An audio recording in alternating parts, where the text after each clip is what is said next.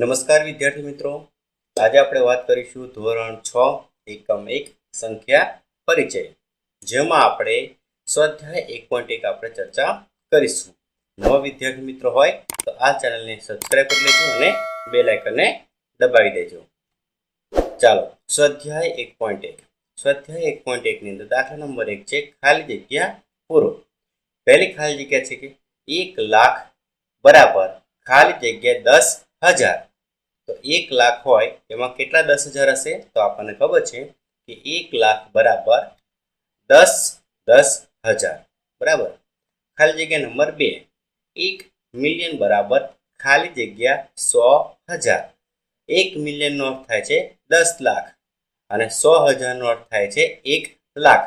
તો 10 લાખની અંદર 1 લાખ કેટલા હશે? તો આપણને ખબર છે એ કેટલા હશે? 10 હશે. એટલે કે 1 મિલિયન બરાબર 10,100,000. હવે છે ખાલી જગ્યા નંબર 3, 1 કરોડ બરાબર ખાલી જગ્યા 10 લાખ. 1 કરોડ બરાબર ખાલી જગ્યા 10 લાખ. એટલે 10 લાખ 1 કરોડની અંદર કેટલા હશે? તો આપણને ખબર છે કેટલા હશે? 10 લાખ. હવે છે 1 કરોડ બરાબર ખાલી જગ્યા મિલિયન.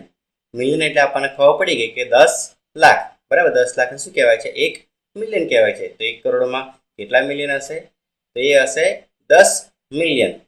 ચાલો, 1 મિલિયન બરાબર ખાલી જગ્યા લાખ. 1 મિલિયન એટલે કેટલા કહેવાય છે? 10 લાખ બરાબર છે. તો 10 લાખની અંદર કેટલા લાખ હશે? એ પણ આપણને ખબર છે કેટલા છે? 10 લાખ બરાબર. 1 મિલિયન બરાબર 10 લાખ.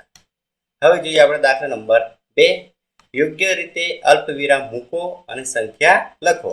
અહીંયા આપણને શબ્દોમાં આપેલી સંખ્યાને આપણે અંકની અંદર લખવાની છે. તો પહેલી આપી છે આપણને 73,75,307. તો એને આપણે કઈ રીતે લખીશું? તો આ રીતે લખાશે 73,75,307. અહીં આપણે યોગ્ય રીતે અલ્પવિરામનો ઉપયોગ કરવામાં આવેલો છે. બીજી રકમ છે 9,05,41,000 બરાબર છે. તો એ રકમ આપણે આ રીતે લખીશું 9,05,41,000 બરાબર છે. અહીંયા પણ આપણે યોગ્ય રીતે અલ્પવિરામનો ઉપયોગ કરેલો છે. ત્રીજી રકમ છે 7,52,21,302 બરાબર. તો અહીં લખીશું આપણે 7,52,21,302, જેમાં આપણે અલ્પવિરામનો ઉપયોગ કરેલો છે.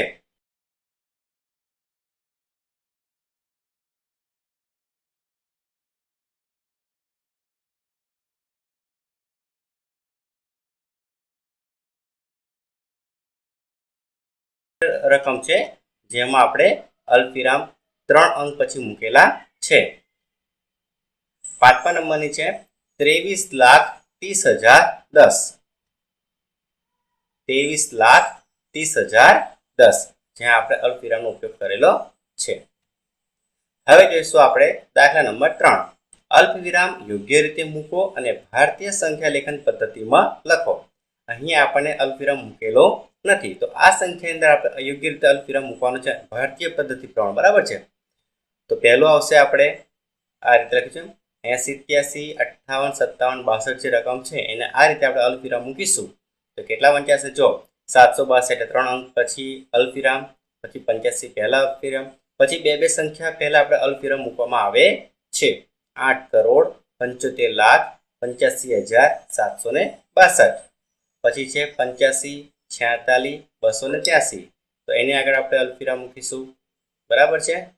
તો જ્યાં 3 અંક છે એની આગળ આપણે પહેલા મૂકીશું, પછી બે અંક આગળ અલ્પવિરામ મૂકીશું. તો 85,46,46,283. પછી છે 99,90,046 રકમ નંબર 3. તો એની અંદર પણ આપણે જોઈએ તો આપણે અલ્પવિરામ મૂકેલું છે. પેલા 3 અંક સંખ્યા, પછી બે સંખ્યા, પછી બે સંખ્યા, પછી અહીંયા પણ એક સંખ્યા છે બરાબર. તો કેટલા છે? 9,99,46. 3 નંબરની છે, આપણે 4 નંબરની છે 98,43,27,01. તો એને પણ આપણે જોઈએ તો અલ્પવિરામ આપણે મૂક્યું છે. તો પહેલા 3 અંક પહેલા, પછી 2 અંક, પછી 2 અંક, પછી એક સિંગલ અંક. તો શું આવશે? 9,84,32,701. હવે જોઈશું આપણે દાખલા નંબર 3, આંતરરાષ્ટ્રીય પદ્ધતિ પ્રમાણે અલ્પવિરામ યોગ્ય રીતે મૂકો અને આંતરરાષ્ટ્રીય સંખ્યાલેખન પદ્ધતિમાં લખો. આંતરરાષ્ટ્રીય સંખ્યાલેખન પદ્ધતિ એટલે આપણે મિલિયન્સ જે પદ્ધતિ આવે છે મિલિયન લખન એ પ્રમાણે આપણે લખીશું.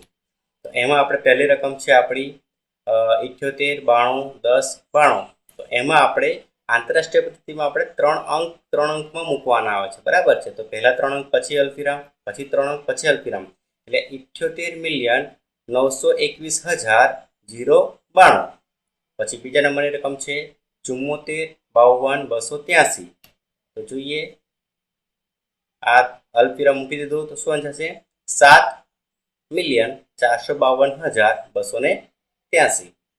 પછી છે 99, 98, 51, 02. તો આ રકમને આપણે આ રીતે લખી શકાશે, બરાબર. આમાં આપણે 3 અંક પછી અલ્પવિરામ મૂકવાનો આવે છે, જ્યારે ભારતીય પદ્ધતિમાં પહેલા 3 અંક પછી 2 અંક પછી મૂકવામાં આવે છે. તો કેટલા વંચાશે આ? 99,985,102. ચોથા નંબરની છે 48,049,831. તો અહીંયા આવશે 48,049,049 અને 831. બરાબર છે વિદ્યાર્થી મિત્રો. અહીંયા આપણે દાખલા નંબર 3 પૂરો થાય છે અને આ સ્વાધ્યાય પણ આપણો અહીંયા પૂરું થાય છે.